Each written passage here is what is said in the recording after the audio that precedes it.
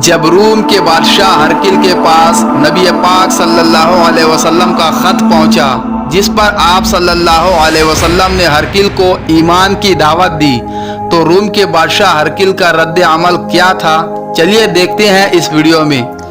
बिस्मिल्लाहिर्रहमानिर्रहीम। ग़ज़वा बद्र में अबू जहल के कत्ल हो जाने के बाद कुरैश की सरदारी अबू सुफियान ने संभाली और फ़तह मक्का तक तमाम मार्कों में वो कुरैश की कमान करते रहे। लेकिन फ़तह मक्का के बाद वो मुसलमान हो गए थे। मुसलमान होने के बाद हज़रत अबू सुफियान रज़ी अल्लाह अन्हु अपने दौरे जाहिलियत के वाक़यात सुनाया करते थे। उन्हीं में से एक वाक़या हज़रत अब्दुल्ला बिन अब्बास रज़ी अल्लाह अन्हु ने उनसे रवायत की है और इमाम बुखारी रहमतुल्लाह अलैह ने सही बुखारी के पहले बाब में इसे नकल किया है। एक दफ़ा अबू सुफियान एक काफ़िले के साथ तिजारत के सिलसिले में मुल्क शाम गए हुए थे। शाम उस दौर में रूमी सल्तनत का हिस्सा था और कैसर रूम शाम के दौरे पर आया हुआ था। तो रूम के बादशाह हरकिल ने अबू सुफियान को अपने पास बुलवाया।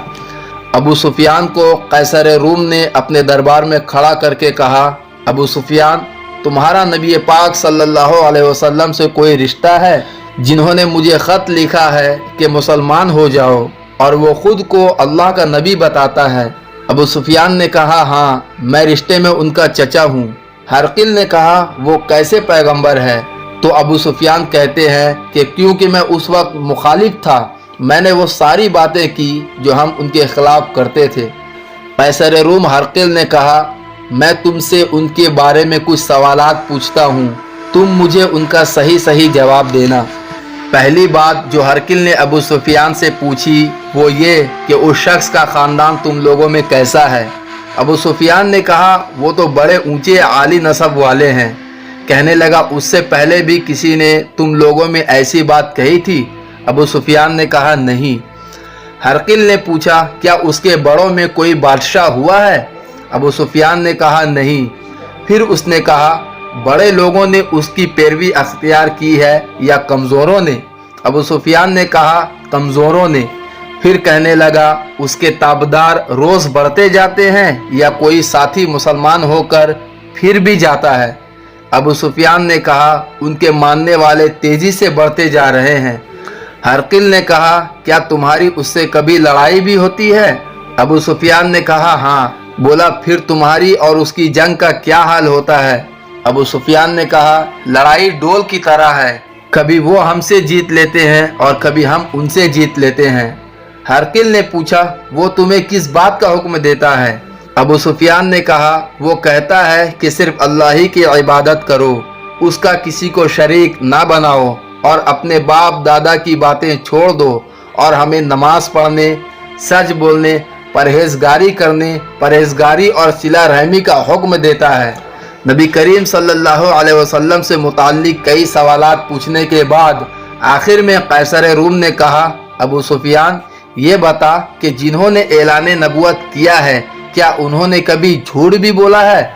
अबू सुफियान कहते हैं कि एक लम्हे के लिए मेरे दिल में आया कि हाँ कह दूं, लेकिन मुझे इस बात का डर था कि मेरे साथी कहीं मेरी इस झूठ को जाहिर ना कर दे। बादशाह ने फिर जोर देकर कहा, सरदार, बताते क्यों नहीं, क्या उन्होंने कभी झूठ भी बोला है? अबू सुफियान कहते हैं, मेरे हाथ में छड़ी थी, मैंने ज़ोर से ज़मीन पर मारी। मैंने कहा, वो मेरे रिश्ते में है, मेरी सख्त मुखालफत है, मैं उनके खिलाफ मैदानों में निकलता हूँ, जंगें लड़ता हूँ, कभी वो गालिब आता है, कभी हम गालिब आते हैं, लेकिन मेरे सामने वो पैदा हुए। मैंने माँ की गोद में भी देखा, दादा के कंधों पर भी देखा, मैंने उन्हें दूल्हा बने भी देखा, उनकी 4 बेटियां उनकी गोद में खेलती देखी, लोगों को मुखालफत करते देखा, मेरे सामने उनके मुक़द्दस बाल सफ़ेद हुए। मेरा इख्तिलाफ अपनी जगह पर, लेकिन मैं कसम उठाकर कह सकता हूँ कि उसकी ज़ुबान से जब भी निकला सच और हक निकला है। अबू सुफियान कहते हैं, मेरे जवाब देने के बाद सारे दरबार में सन्नाटा छा गया। हरकिल बादशाह ने कहा, तुमने जो कहा है, अगर वाकई वो ऐसा है तो एक दिन वो इस तख्त पर भी कब्जा कर लेगा जिस पर मैं बैठा हूँ, और जिन्होंने कभी बंदों से झूठ नहीं बोला वो ये झूठ क्यों बोलेगा कि मैं अल्लाह का रसूल बन के आया हूँ। हरकिल बादशाह ने नबी करीम सल्लल्लाहु अलैहि वसल्लम का ख़त दोबारा पढ़ने का हुक्म दिया।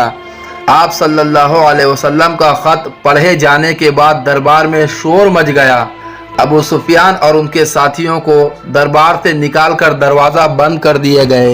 एक रोज़ हरकिल बादशाह इंतहाई सुस्त और परेशान दिखाई दे रहा था।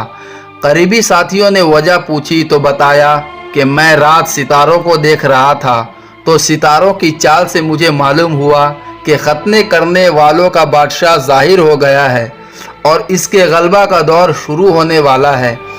हरकिल ने हफ्स के एक हॉल में रूम के सरदारों को जमा किया और उनको सारी बात बताते हुए कहा कि अगर तुम फलाह चाहते हो और ये चाहते हो कि तुम्हारी बादशाहत कायम रहे तो उस नबी के हाथ पर बैत कर लो। ये सुनकर हॉल में शोर मच गया, तरह तरह की आवाज़ें बुलंद होने लगी और बहुत से लोग वहशी गधों की तरह हॉल से बाहर की तरफ भागने लगे। इस पर हरकिल बादशाह ने उन्हें बाहर जाने से रोका और कहा कि ठहरो, मैं तो ये बातें तुम्हारे इम्तिहान के लिए कर रहा था ताकि तुम्हारे ईमान की मजबूती देखूं, और वो मैंने देख ली। कैसर रूम के इस ऐलान पर दरबारियों के कदम रुक गए और वो वापस आकर बादशाह के सामने सजदा रेज हो गए। मोहतरम दोस्तों, रूम के बादशाह हरकिल ने ईमान तो नहीं लाया, लेकिन एक वक्त ऐसा भी आया कि पूरे रूम पर मुसलमानों का गलबा छा गया और कैसर रूम के तख्त पर मुसलमानों का कब्जा हो गया। दोस्तों, ये वीडियो आप लोगों को कैसी लगी कमेंट बॉक्स में ज़रूर बताएं और चैनल को सब्सक्राइब करके हमारा हौसला अफजाई करें ताकि आप लोगों के सामने हम मज़ीद बेहतर से बेहतर वीडियो पेश कर सकें। अस्सलामु अलैकुम।